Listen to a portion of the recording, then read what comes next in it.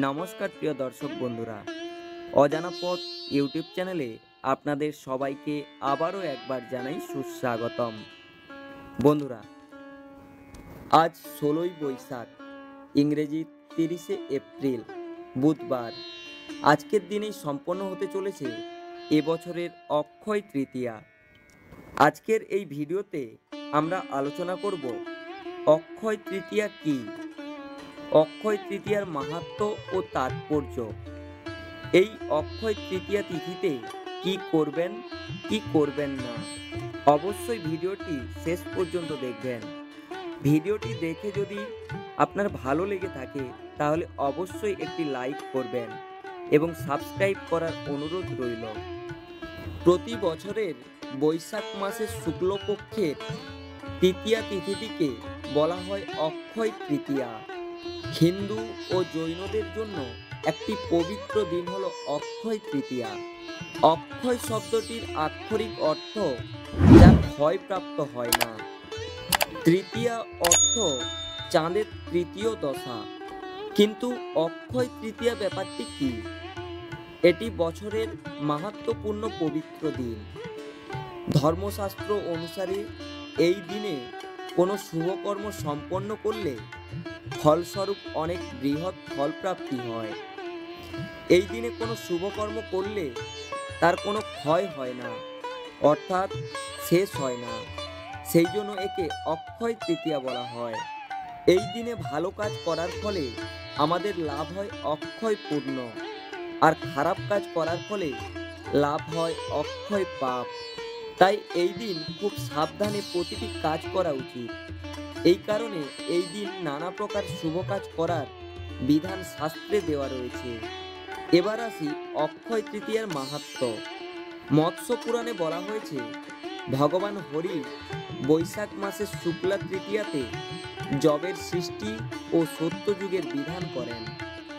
বন্ধুরা, এই তিথি যে বাস্তবিকই অক্ষয় তার প্রমাণস্বরূপ অতীতকালে পুরাণে সমস্ত ঘটনাবলী বিশদভাবে বর্ণিত রয়েছে। তারই সংক্ষিপ্ত বর্ণনা হলো, এই অক্ষয় তৃতীয়াতেই বিষ্ণুর ষষ্ঠ অবতার পরশুরাম জন্ম নেন পৃথিবীতে। এই অক্ষয় তৃতীয়াতে রাজা ভগীরথ গঙ্গা দেবীকে মর্তে নিয়ে এসেছিলেন। এদিনই গণপতি গণেশ বেদব্যাসের মুখনিসৃত বাণী শুনে মহাভারত রচনা শুরু করেন। এই অক্ষয় তৃতীয়াতেই দেবী অন্নপূর্ণার আবির্ভাব ঘটে। আজকের এই দিনটিতেই সত্যযুগ শেষ হয়ে ত্রেতা যুগের সূচনা হয়। এই দিনেই কুবের তপস্যায় তুষ্ট হয়ে মহাদেব তাকে অতুল ঐশ্বর্য প্রদান করেন। এদিনই কুবেরের লক্ষ্মী লাভ হয়েছিল বলে এদিন বৈভব লক্ষ্মীর পূজা করা হয়। আজকের এই দিনে ভক্তরাজ সুদামা শ্রীকৃষ্ণের সাথে দ্বারকায় গিয়ে দেখা করেন এবং তার থেকে সামান্য চাল ভাজা নিয়ে শ্রীকৃষ্ণ তার সকল দুঃখ মোচন করেন। আজকের এই দিনেই দুঃশাসন দ্রৌপদীর বস্ত্রহরণ করতে যান এবং ভগবান তার সখীকে রক্ষা করেন। শরণাগতের পরিত্রাতা রূপে এদিন শ্রীকৃষ্ণ দ্রৌপদীকে রক্ষা করেন। এই দিন থেকেই পুরীধামে জগন্নাথ দেবের রথযাত্রা উপলক্ষে রথ নির্মাণ শুরু হয়। আজকের এই দিনটির তাৎপর্য কি? অক্ষয় তৃতীয়াকে অক্ষয় কেন বলা হয়? এর উত্তরে ভবিষ্য পুরাণে বর্ণিত রয়েছে, এই তিথিতে দানাদি সকল কর্মের ফল অক্ষয় হয়ে থাকে, তাই এই তিথিকে অক্ষয় তৃতীয়া বলা হয়। শাস্ত্রানুসারে এই দিনে ভালো বা খারাপ কাজ যাই করুন না কেন তার ফল অক্ষয় হবে বা অনন্তকাল ভোগ করতে হবে। তবে এই দিনে দান করার অসীম ফল রয়েছে। এই দিনে শুভ কাজের অনেক গুরুত্ব বলা হয়েছে। এমনটা বিশ্বাস করা হয় যে অক্ষয় তৃতীয়ায় বাড়িতে অন্তত একজন গরিব বা অভাবীকে সম্মানের সাথে খাওয়ানো শুভ। এতে দাম্পত্য জীবনে সুখ শান্তি আসে এবং জীবনে অর্থ ও শস্যের অভাব হয় না। এই অক্ষয় তৃতীয়া শ্রীহরির অত্যন্ত প্রিয়।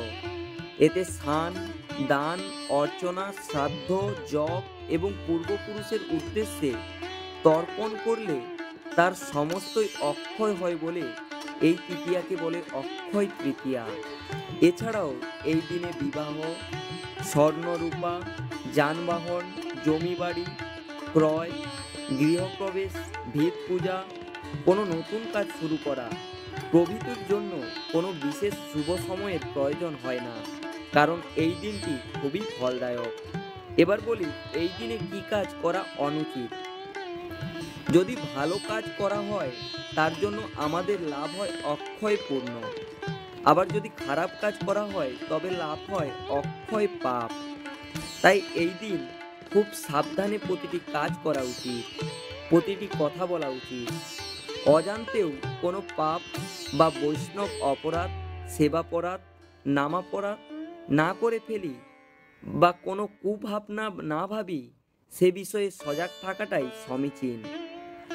অক্ষয় তৃতীয়া তিথিতে কখনো তুলসী পাতা তুলবেন না, এতে শ্রী বিষ্ণু এবং মা লক্ষ্মী অত্যন্ত রুষ্ট হন।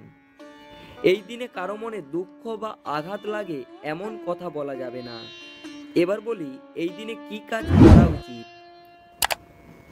এই শুভ দিনে সকালে ঘুম থেকে উঠে স্নান করবেন, স্নানের পর পরিষ্কার বস্ত্র পরিধান করবেন, এরপর বাড়ির মন্দিরে প্রদীপ জ্বালাবেন, তুলসী গাছে জল, আরতি ও পরিক্রমা করবেন, গঙ্গা জল, সুগন্ধি, দুধ দিয়ে ভগবানের অভিষেক করবেন।